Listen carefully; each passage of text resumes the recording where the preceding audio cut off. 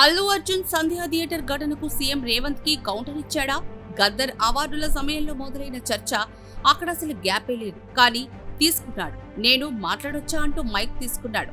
పో ఒక డైలాగ్ కొట్టొచ్చా అంటూ ఇంకో గ్యాప్ అంటూ గ్యాప్ నెంబర్ 2 అన్నమాట.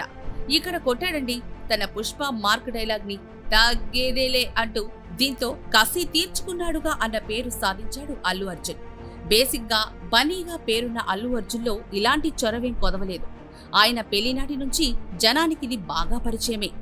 తాళి కట్టిన వెంటనే ఎగిరి గెంతేసిన చిలిపి ఈ అల్లు వారబ్బాయి. ఇక నంద్యాల ఎపిసోడ్ సంగతి సరే మొత్తం యాగి చేసేశాడు. కుటుంబంలో పెద్ద ఎత్తున చీలిక తెచ్చేశాడు. అప్పటి వరకు ఒకటే మెగా ఫ్యామిలీ, ఒకటే మెగా జనసేనగా ఫీల్ అయిన జనానికిది 1 కాదు 2 కాదు అన్న సిగ్నల్స్ ఇవ్వడం మాత్రమే కాదు, దానిలో చీలిక స్పష్టాతి స్పష్టంగా ప్రకటించేశాడు. ఇది ఎక్కడెక్కడికో వెళ్ళిపోయింది. లాస్ట్కి అల్లు వారికి మెగా వారికి పడదని ఒక టాక్ వైల్డ్ గా స్ప్రెడ్ అయ్యే వరకు తెచ్చేశాడు. అల్లు అర్జున్ ఒకప్పుడు గంగోత్రి వంటి సినిమాలతో కనిపించిన ఇతడేనా ఇప్పుడింత గంగమ్మ జాతర చేస్తుందన్న మాటకు ఆస్కారమే అర్పిస్తున్నాడు. తెరపైనే కాకుండా తెర బయట కూడా తనదైన స్టైల్లో చొరవ తీసుకుంటున్నాడు. ఇటు నేషనల్ తో పాటు స్టేట్ అవార్డు కూడా కొల్లగొట్టడంతో తనకు తిరుగే లేదన్నట్టు చెలరేగిపోతున్నాడు. ఇదే ఫంక్షన్ కి ఇటు బాలకృష్ణ, అల్లువారి ప్రాతినిధ్యం కనిపించింది కానీ పవన్ కళ్యాణ్, చిరంజీవి ప్రాతినిధ్యమే కనిపించలేదు.